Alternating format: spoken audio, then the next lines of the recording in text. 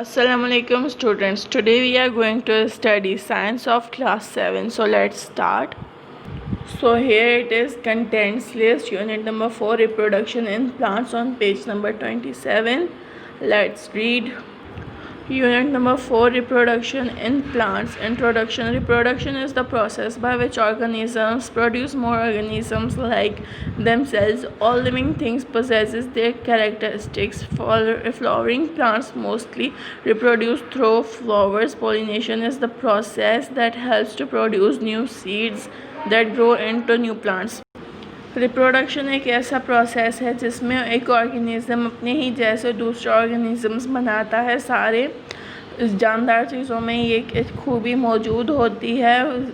Flowering plants जो होते हैं वो ज़्यादातर फ्लावर्स के थ्रू रिप्रोड्यूस करते हैं, और पॉलिनेशन एक ऐसा प्रोसेस है जिससे वो नए सीड्स बनाते हैं जो कि नए प्लांट्स बढ़ाने में मदद करता है। ये फ्लावर्स के पार्ट्स हैं: petal, carpel, stamen, stigma, style, ovary, ovules, anther, filament. Parts of a flower. Most flowers have 4 main parts: sepals, petals, stamens, and carpels. Green sepals protect the flower from the sun and rain in bud form. The colored petal attract insects and other animals for the pollination of the flower. Stamens are the male part of a flower.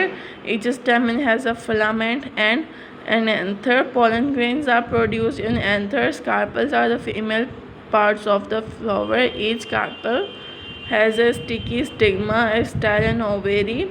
Ovules are present in the ovary.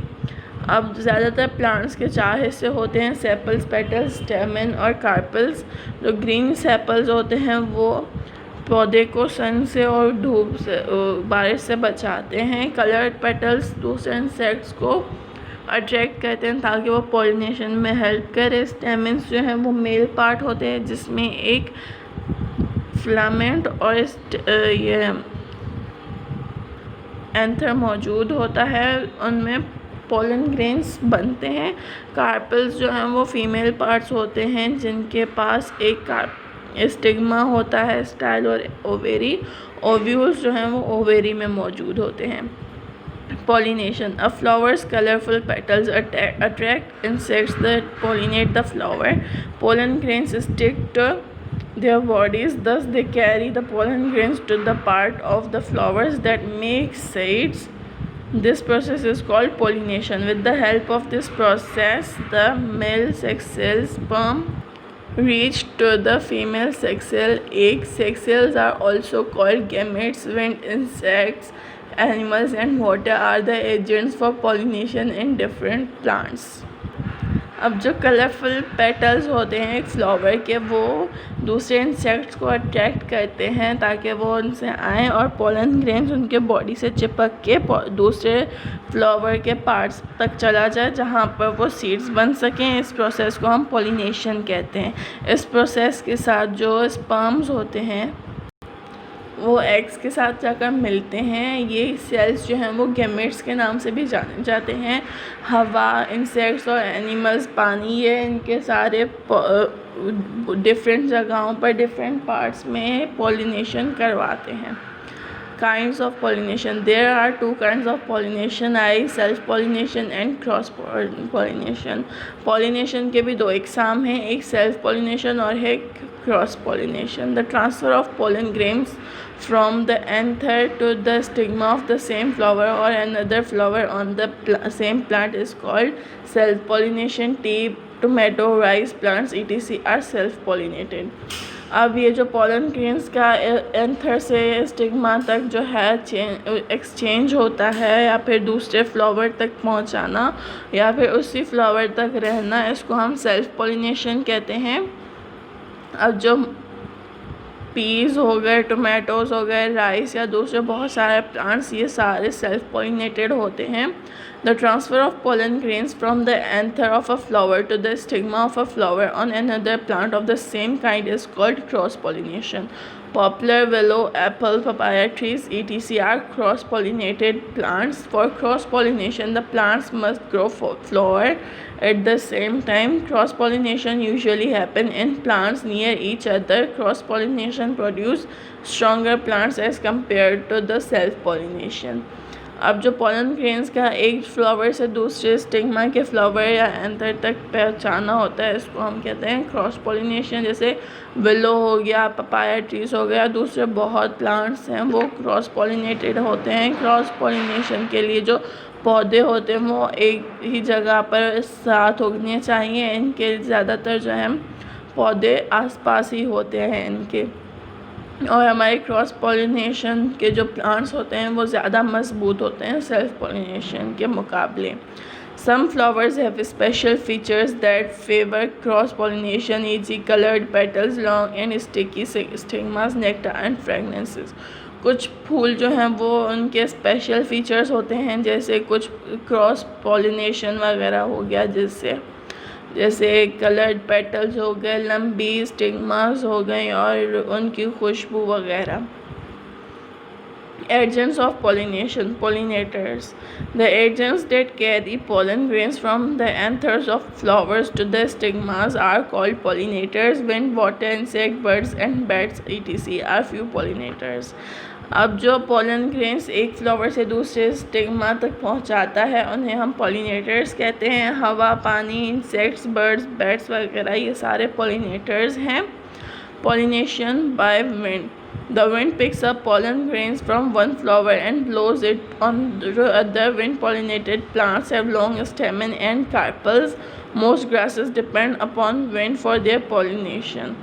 अब जो हमारी हवा होती है वो जब झोंका लगता है तो पोलन ग्रेन्स फूलों से झड़कर दूसरे पौधों पर जाकर पहुंचते हैं और ऐसे हमारी मतलब ये उसमें आता है। तो जो हमारे विंड पॉलिनेटेड प्लांट्स होते हैं उनके लंबे लंबे स्टेमन्स और कार्पेल्स होते हैं। ज़्यादातर घासें जो हैं वो हमारी हवा के पॉलिनेशन पर डिपेंड करती है। Pollination by animals. Insects and some other animals can also transfer pollen grains when they move from one flower to another. Bright colored petals, charming shapes, nectar, guides and pleasant smell attracts animal towards flowers. Pollen grains have rough and sticky surfaces due to which they stick to animals' bodies. अब कुछ जानवर हो गए या insects हो गए, वो pollen grains जो हैं वो जब एक दूसरे फ्लावर से दूसरे फ्लावर तक जाती हैं तो वो दूर से ही उनके पेटल्स उनको अट्रैक्ट करते हैं और वो उनके पास जाते हैं। तो जो हमारे पोलन ग्रेन्स स्टिकी हो जाते हैं तो वो उनके बॉडी पर चिपक जाते हैं और जब वो दूसरे प्लांट पर जाकर पहुंचते हैं तो वो वहाँ पर उतर जाते हैं। Pollination by water. Pollination by water is not a common, but a few plants release their pollen grains into the water. The pollen grains move slowly along the water currents and reach other aquatic plants. Hydrelia, Vallisneria, etc. are water pollinated plants. अब पानी के साथ pollination तो आम बात नहीं है, पर कुछ पौधे ऐसे होते हैं जो अपनी पॉलिनेशन पानी के थ्रू करते हैं। उनके पॉलन ग्रेन्स जो हैं वो पानी में गिर जाते हैं और साथ साथ वो आगे बढ़ते जाते हैं, जैसे कि वेव्स आगे जाती हैं और जैसे ही कोई दूसरा प्लांट मिलता है तो वो वहाँ पर अटक जाते हैं। हाइड्रेलिया, वेलसनीरिया और भी बहुत सारे प्लांट्स जो हैं वो वाटर पॉलिनेटेड हैं। Kinds of reproduction. Plants can reproduce in different ways. Non-flowering plants reproduce by producing spores. Flowering plants produce seeds. The type of reproduction in which a cell from only one parent develop into offspring is called asexual reproduction. Various methods of asexual reproduction are commonly found in plants. We have already studied cutting, grafting and layering in plants in the previous classes. अब हमारे जो plants होते हैं वो different ways में हमारे reproduce हो सकते हैं। जो नॉन फ्लावरिंग प्लांट्स होते हैं वो स्पोर्स के थ्रू रिप्रोड्यूस करते हैं, और फ्लावरिंग प्लांट्स जो हैं फूलों वाले हमारे जो प्लांट्स होते हैं वो सीड के थ्रू करते हैं। अब जो हमारे रिप्रोडक्शन का एक टाइप है जो एक सेल से दूसरे तक पहुंचता है, वो उसे हम असेक्सुअल रिप्रोडक्शन कहते हैं। असेक्सुअल रिप्रोडक्शन के बहुत सारे मेथड्स हैं, जैसे कि हमने पहले ही पढ़ा हुआ है, कटिंग, ग्राफ्टिंग, लेयरिंग वगैरह पिछली क्लासेस में। Turn the page. When two gametes, one from each parent, combine to form a zygote, the process is called sexual reproduction. Flowers are responsible in plants for sexual reproduction. The zygote formed in the process transforms into seed. जब दो gametes आपस में मिलते हैं दोनों parents के, तो एक ज़ायगोट बनता है। ये प्रोसेस जो है इसको हम कहते हैं सेक्सुअल रिप्रोडक्शन। फ्लावर्स जो हैं इन रिस्पॉन्सिबल होते हैं इन प्लांट्स में सेक्सुअल रिप्रोडक्शन का, और इस जो ज़ायगोट होता है वो बाद में प्रोसेस होके सीड में कन्वर्ट हो जाता है।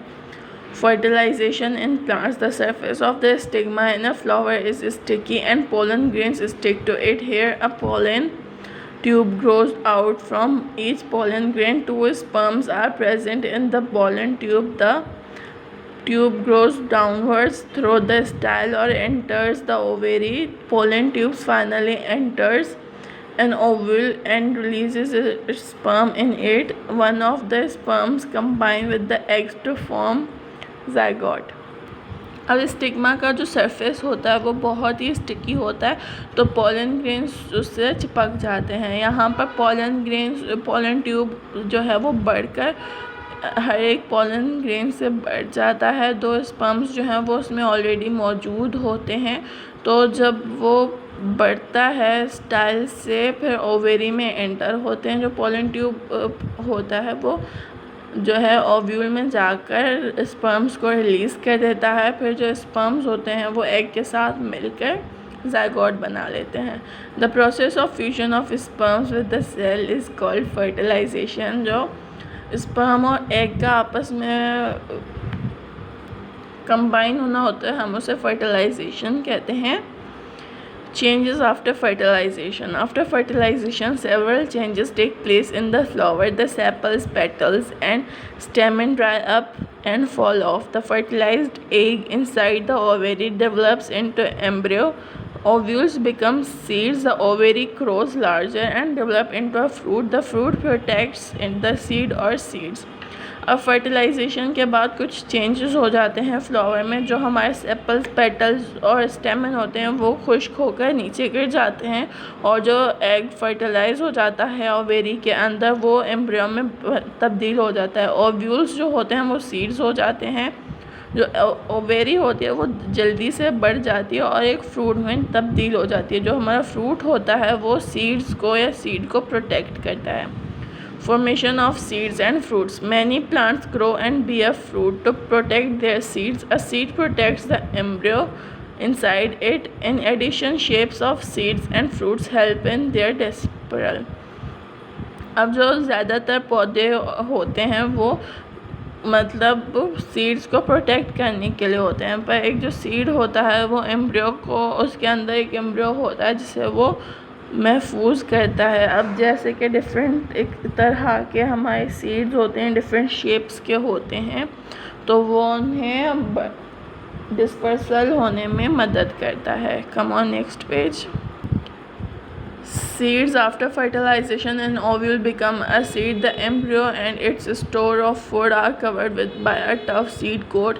The most important part of the seed is its embryo. Embryo grows into a new plant. The embryo consists of the following parts. Radicle. This part of the embryo develops into the first root of the new plant.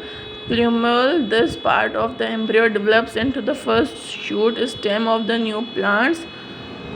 Cotyledons. This part of the embryo supplies the food to the growing young plant. अब जब fertilisation के बाद ovule जो है वो seed बन जाता है, तो जो एम्ब्रियो होता है उसमें अंदर खाना होता है, जो एक लेयर जिसे हम सीड कोट कहते हैं उससे अंदर महफूज होती है। जो सीड का बहुत इम्पॉर्टेंट पार्ट होता है वो एक एम्ब्रियो होता है। एम्ब्रियो बाद में एक नया प्लांट उगाता है। एम्ब्रियो के अंदर ये 3 पार्ट्स होते हैं। रेडिकल जो ज़मीन के अंदर जाकर पहली जड़ बनेगा। नंबर 2 प्लूम्यूल जो पहली टहनी बनेगा। और साइटोप्लाज्म जो पूरे एम्ब्रियो को खाना प्रोवाइड करेगा। Fruit. The ripened ovary is called a fruit. The ovary wall forms the fruit wall called the pericarp. Pericarp. Inside the ovary, ovules develop into seeds. The matured fruit may contain single or many seeds. The pericarp has 3 layers in most fruits like peaches and mangoes. The outer layer is the skin, the middle layer is fleshy, and the inner layer is tough or hard. Some fruits have hard and dry pericarp, e.g. nuts. अब कुछ जो हमारे ovary जब पक जाते हैं तो वो फ्रूट कहलाते हैं। जो उनकी वॉल होती है, फ्रूट वॉल, उसे हम पेरिकार्प कहते हैं। ओवेरी के अंदर सीड्स बन जाते हैं और मैच्योर फ्रूट में सिंगल या बहुत सारे सीड्स मौजूद होते हैं। पेरिकार्प की 3 लेयर्स होती हैं, जैसे पीचेस और मैंगोज़ हो गए। अब बाहरी लेयर जो होती है उसे स्किन कहते हैं। जो मिडिल लेयर होती है वो फ्लैशी होती है और उसकी जो अंदर वाली लेयर होती है वो बहुत सख्त होती है। किसी किसी फ्रूट्स के हार्ड और बहुत खुश्क पेरिकार्प होती है, जैसे कि नट्स वगैरह हो गए उनकी। So that's all about our reading. We will send you its exercise in pictures. See you soon in our next video. Thank you.